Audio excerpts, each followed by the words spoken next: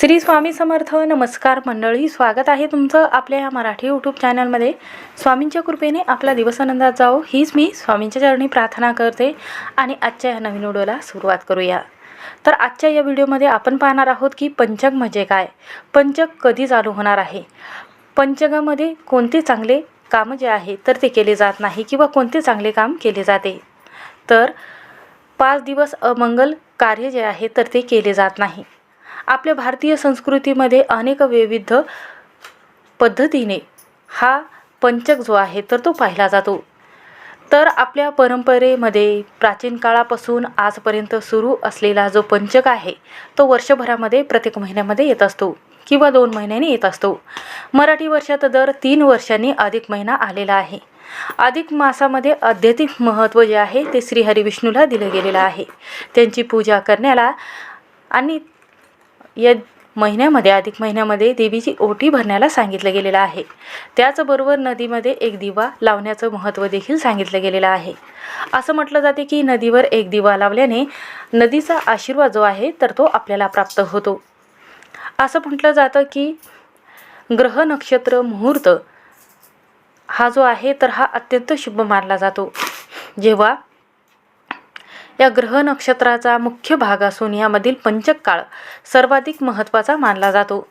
आता पंचक म्हणजे काय, पंचकामध्ये जर एखाद्याचा मृत्यू जर झालेला असेल तर त्याचं कारण काय आहे, पूर्ण कुटुंबावर याचा विपरीत परिणाम होणार आहे का, नेमकं या महिन्यामध्ये जेव्हा पंचक पडते तेव्हा कोणत्या गोष्टी करायच्या आहेत, कोणत्या गोष्टी करू नये. त्याचबरोबर या दिवशी असं महत्त्वाचं काम जे आहे तर ते करायचं आहे ते म्हणजे आपल्याला चिमूटभर तिळाचा अत्यंत प्रभावी उपाय करायचा आहे. हा उपाय केल्याने घरामध्ये सुख समृद्धी येत असते. पंचक जो आहे तर याचा परिणाम जो आहे तर तो आपल्यावर पडत नाही. आपल्या घरामध्ये सुख समृद्धी प्राप्त होते. घरामध्ये दुःख दारिद्र्य गरिबी नाहीशी होत असते. म्हणूनच पंचक काळामध्ये हा उपाय केला जातो. हा उपाय कशा पद्धतीने करायचा आहे याची संपूर्ण माहिती या व्हिडिओमध्ये तुमच्याबरोबर शेअर करणार आहे. त्यामुळे व्हिडिओ हा शेवटपर्यंत नक्की पहा. चॅनलवर नवीन असाल तर नक्की सबस्क्राईब करा. कमेंटमध्ये ओम नमो भगवते वासुदेवाय नमः हा मंत्र लिहायला विसरू नका किंवा श्री स्वामी समर्थ हा मंत्र नक्की लिहा. तर पहा, शास्त्रानुसार 5 नक्षत्राच्या विशिष्ट कालावधीला पंचक म्हटलं जातं. रेवती या नक्षत्रामधील भ्रमण कालावधीला पंचक म्हटलं जातं. तर काही वास्तुशास्त्रानुसार या काळात केलेले कार्य किंवा तुम्ही कोणतेही काम करत असाल, दानधर्म करत असाल तर 5 पट याचा प्रभाव जो आहे तर तो आपल्या संपूर्ण कुटुंबावर लाभत असतो. पंचक कालावधीमध्ये चंद्राचा पृथ्वीवर सर्वाधिक प्रभाव पडत असतो. तर शास्त्रात याची माहिती जी आहे तर ती पूर्ण सांगितली गेलेली आहे. पंचक कालावधीमध्ये शुभ कार्य केले जात नाही. पंचक कालावधी हा अमंगल कार्य करण्यासाठी सूचक म्हटला गेलेला आहे. म्हणजेच काय, तर कोणतेही कार्य जे आहे जसं की लग्न कार्य असेल किंवा एखाद्याची वास्तुशांती करायची असेल तर त्यासाठी हा काळ योग्य म्हटला जात नाही. म्हणूनच पंचक काळामध्ये कोणाचा जर मृत्यू झालेला असेल तर ते अशुभ म्हटलं जातं. पंचक काळामध्ये एखाद्या व्यक्तीचा मृत्यू झाला तर त्या घरातील कुटुंबाला या कालावधीमध्ये कुटुंबातील 5 जणांचा मृत्यू होण्याची शक्यता दाट असते, असा दावा शास्त्रात सांगितला गेलेला आहे. पंचक कालावधीमध्ये कोणतेही कार्य किंवा लाकूड तोडणे, झाडं लावणे हे काम करू नये. त्याचबरोबर घरकाम असेल, बांधकाम असेल किंवा कोणतेही तुम्ही दुरुस्त करत असाल एखादी वस्तू तर करू नये. पंचक काळामध्ये असं म्हटलं जाते की दक्षिणे दिशेकडून प्रवास करणे वर्जित म्हटलं जातं. त्याचबरोबर कोणतेही ज्या लोखंडाच्या वस्तू आहे तर त्या खरेदी करू नये या वेळेमध्ये. तर असं सांगितलं जातं की मृत्यू या पंचकामध्ये होणं हे शुभ मानलं जात नाही. पंचक कालावधीमध्ये मृत्यू झाल्याने कुटुंबातील सदस्य, नातेवाईक, आप्ते यांच्या जीवितहानीचा शक्यता जास्त असते. म्हणूनच पंचक दोष लागू शकतो आणि काही उपाय जर तुम्ही या दिवशी केले. वास्तुशास्त्रामध्ये असं सांगितलं गेलेलं आहे की जेव्हा मृत्यू हा पंचकामध्ये होतो तेव्हा अशुभ म्हटला जातो. तर आज अर्धवट माहिती तुमच्याबरोबर सांगणार नाही तर संपूर्ण माहिती पंचकाची सांगणार आहे. तर पंचक म्हणजे काय तर पहा, चंद्र कुंभ या 2 राशीमध्ये प्रवेश करतो तेव्हा त्या 5 दिवसाच्या कालावधीला पंचक असं म्हटलं जातं. नक्षत्रामध्ये 27 नक्षत्र आहेत. नक्षत्राचा उत्तरार्ध हिंदू पंचांगानुसार सलग 5 नक्षत्राच्या धनिष्ठ, शततारका, पूर्व भाद्रपदा, उत्तरा भाद्रपदा आणि रेवती मिळून तयार होणाऱ्या काळाला पंचक असं म्हटलं जातं. तर असं म्हटलं जातं की पंचक काळामध्ये कोणतीही कामं जे आहे तर ती घरामध्ये करू नये. जसे की दक्षिण दिशेला प्रवास करणे टाळायचा आहे. त्याचबरोबर पंचक काळामध्ये घराचं दुकान किंवा छत असेल किंवा एखादं बांधकाम असेल तर ते करू नये. त्याचबरोबर लाकूड, गवत किंवा एखादं सरपण इत्यादी वस्तू एकत्र करणे अशुभ म्हटलं जातं. पलंग किंवा एखादा जे आपण खाट बनवतो तर ती बनवू नये. आणि जर एखाद्याचा मृत्यू पंचक काळामध्ये जर झाला तर त्याच्यासोबत 5 पिठाचे किंवा दर्भाचे पुतळे करून अंत्यविधी करत असतात. यालाच पंचक शांती असं म्हटलं जातं. हा काळ पूजा पाठ व ध्यान, नामस्मरण, श्रीहरी विष्णूच्या मंत्राचा जप केला जातो. विष्णू सहस्त्रनाम या पठणाचं पठण केलं जातं. त्यामुळे आपण नकळत झालेल्या पापापासून मुक्तताही मिळत असते. म्हणूनच या दिवशी व्यवसायाची सुरुवात करणे, खरेदी विक्री करणे यासारखे व्यवहार करणे असामान्य म्हटले गेलेले आहे. पंचक कोणत्या दिवशी सुरू होत आहे त्यानुसार वेगवेगळ्या पद्धतीने, जसं की मंगळवारी सुरू होणाऱ्या पंचकाला अग्निपंचक असं म्हटलं जातं. तर यामध्ये पहिलं आहे राजपंचक, जे सोमवारी सुरू होणाऱ्या या पंचकाला राजपंचक असं म्हटलं जातं. हे पंचक शुभ म्हटलं जातं. याच्या प्रभावाने 5 दिवसामध्ये सरकारी काम किंवा राजपंचकामध्ये संपत्तीची संबंधित काही कार्य शुभ म्हटले जातात. त्याचबरोबर दुसरा आहे रोगपंचक, जे रविवारी सुरू होणाऱ्या पंचकाला रोगपंचक असं म्हटलं जातं. याच्या प्रभावाने 5 दिवस शारीरिक आणि मानसिक अडचणीमुळे आपल्याला काही त्रास होऊ शकतात.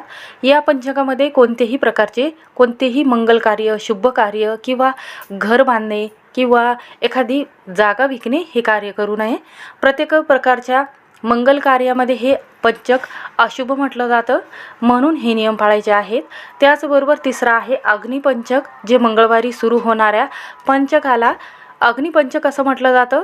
या 5 दिवसामध्ये कोर्ट प्रकरण, वादविवाद, घरामध्ये पती पत्नीमध्ये वाद असेल किंवा कोणत्याही गोष्टीचा तुम्हाला निर्णय घ्यायचा असेल किंवा स्वतःचा हक्क तुम्हाला मिळवायचा असेल, कोणतेही काम जे आहे तर या दिवशी चुकूनही करू नये.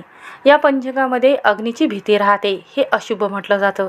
या पंचकामध्ये कोणतेही प्रकारचे कार्य, अवजार घेणे किंवा एखादी मोठी मशीन खरेदी करणे, मिक्सर खरेदी करणे, लोखंडाच्या वस्तू खरेदी करणे अशुभ म्हटलं जातं. यामुळे आपल्याला पश्चाताप होतो आणि आपल्या घरामध्ये दुःख, नुकसान होऊ शकते. त्यानंतरचा चौथा आहे मृत्यूपंचक.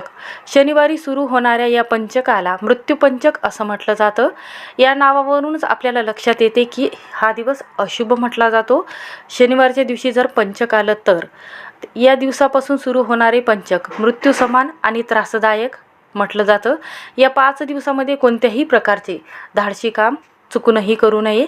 याच्या प्रभावाने घरामध्ये वाद विवाद किंवा दुर्घटना घडू शकते किंवा काही दुखापत होण्याची शक्यता दाट असते.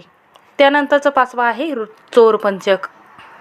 शुक्रवारी सुरू होणाऱ्या या पंचकाला चोरपंचक असं म्हटलं जातं. या पंचकामध्ये प्रवास करणे किंवा कोणत्याही प्रकारचं गाडीमध्ये प्रवास करणे किंवा बाहेरगावी जाणे किंवा अचानक तुम्हाला लग्नाला जायचं काम पडलेलं असेल तरीही या दिवशी वर्ज म्हटलं जातं. कारण या पंचकात देणेघेण्याचे व्यापार असेल किंवा इतर कोणतेही काम असेल, देणे घेणे असेल पैशाचे किंवा जागाचे व्यवहार असेल तर ते करू नये. असं म्हटलं जाते की ह्या गोष्टी वर्ज केल्या जातात, नाहीतर आपल्या घरामध्ये धनहानी होऊ शकते. या व्यतिरिक्त बुधवार किंवा गुरुवार या दिवशी जर झालं पंचक तर असं म्हटलं गेलेलं आहे की या गोष्टीचे जर तुम्ही पालन केले नाही तर तुमचं आर्थिक आणि जे पैसे आहे याच्यामध्ये नुकसान होऊ शकते. म्हणून आपल्याला या दिवशी हे कामं टाळायचे आहेत. तर पहा, या दिवशी पंचक कधी चालू होणार आहे तर पहा, यंदा 6 जून रोजी शनिवार येतो. शनिवारपासून सुरू होणाऱ्या पंचकाला मृत्यूपंचक असं म्हणतात. तर या नावाप्रमाणेच हे पंचक अत्यंत त्रासदायक आणि जोखमीचे म्हटले जाते. या काळात अपघात होणे किंवा कोणतीही दुर्घटना घडणे आजारपण किंवा कोणतंही वाद घरामध्ये जास्त होणे, वादाचा धोका निर्माण होणे आणि या 5 दिवसाच्या कालावधीमध्ये आपल्याला सावधगिरी जी आहे तर ती बाळगायची आहे. त्याचबरोबर यावेळी पंचक शनिवार 6 जून 2026 रोजी सायंकाळी 7:03 सुरू होत आहे आणि पंचक गुरुवारी 11 जून 2026 रोजी सकाळी 8:16 संपणार आहे. म्हणून आपल्याला गुरुवारपर्यंत काळजी घ्यायची आहे. या पंचकामध्ये आपल्याला 5 गोष्टी चुकूनही करायच्या नाही. तर कोणते कार्य आपल्याला करायचे नाही, तर या दिवशी दानधर्म करायचा आहे, कोणाचाही अपमान करायचा नाही. त्याचबरोबर ज्याला पाण्याची गरज आहे, चादरीची गरज आहे किंवा कोणत्याही गोष्टीची गरज असेल, अन्नधान्याची गरज असेल, पैशाची गरज असले, तरीही आपल्याला एखाद्या गरीबाला हा दान म्हणून द्यायचा आहे. तर हा दान कशासाठी द्यायचा आहे, तर आपल्या घरामध्ये कोणतेही दुःख दारिद्र्य न यावे किंवा आपल्या घरामध्ये अन्नधान्याचा साठा कधीही कमी पडू नये, त्यासाठी या अधिक मासामध्ये आपल्याला अन्नदान करायचं आहे. त्याचबरोबर पंचक काळात नवीन खाट बनवणे, पलंग विकत घेणे टाळायचे आहे. आणि दक्षिण दिशा ही यमराजाची आणि पूर्वजाची दिशा म्हटली जाते. पंचक काळामध्ये या दिशेने प्रवास करणे टाळायचे आहे. पंचक काळामध्ये कोणाचा मृत्यू झाल्याने पंचक शांतीशिवाय मृतदेहावर अंत्यसंस्कार केले जात नाहीत. असं केल्यास कुटुंबावर संकट येते. म्हणूनच 12 वर्षानंतर हंस महापुरुष राजयोग तयार होत आहे. येत्या काही महिन्यात 5 राशींना धनलाभ होणार आहे. म्हणूनच असं म्हटलं जाते की सर्वच पंचक वाईट नसतात.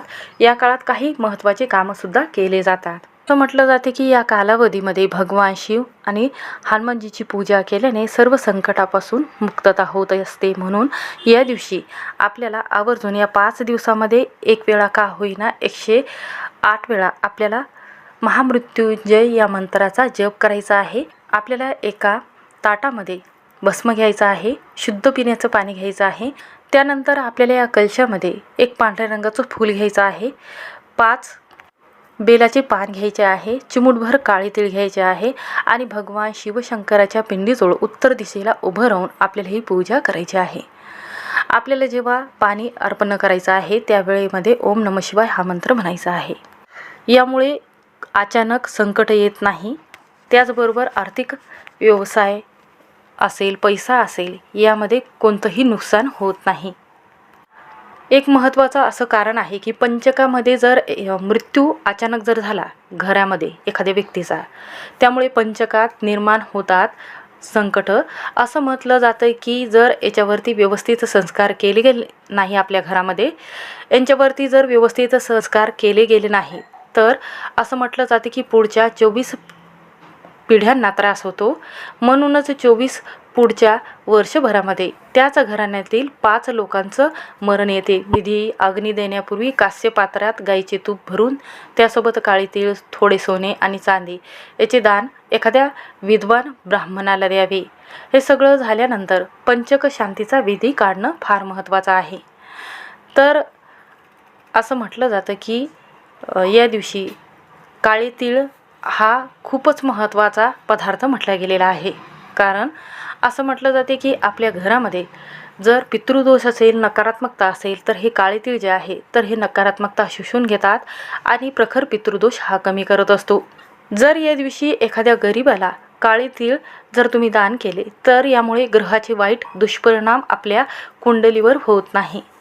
म्हणूनच तांब्याच्या पात्रामध्ये पाणी घेऊन त्यामध्ये काळे तीळ आणि थोडंसं दूध टाकायचं आहे, साखर टाकायची आहे आणि हे दूध मिश्रित शिवलिंगावर अभिषेक करायचा आहे आणि महामृत्युंजय या मंत्राचा 108 वेळा जप करायचा आहे किंवा तुम्ही ओम नमः शिवाय या मंत्राचा जप करू शकता.